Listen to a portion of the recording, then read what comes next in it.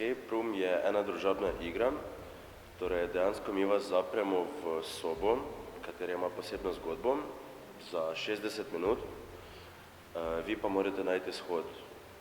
Na poti boste srečali različne ovire, uganke, naloge, katere boste mogli reševati ali matematično ali pač samo logično. Vaša glavna naloga pa je ta, da vi najdete ključ oziroma kodo, da jo vtipkate, da odprete vrata in pač kao pobegnite iz sobe. Uporabljamo različne lazerje, sensorje, magnete, prstne odtise in tako dalje.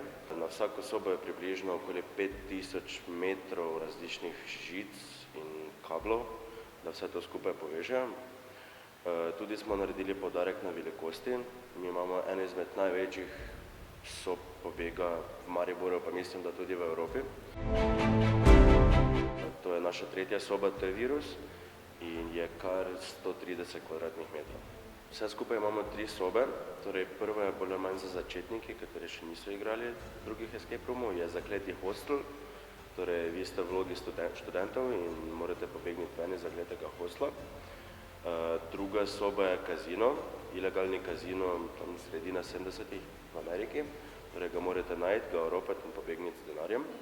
In naša tretja, naša najboljša soba je pa T-Virus, kot sem že povedal, je 130 kvadratnih metrov, je narejena po enem filmu Resident Evil in torej vi morate najti protistrup in pobegniti iz podzemeljskega laboratorija.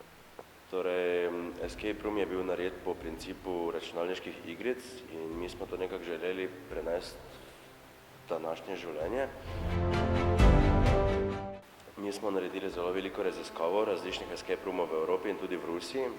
In v Rusiji se nam zdelo, da so na najvišjem nivoju.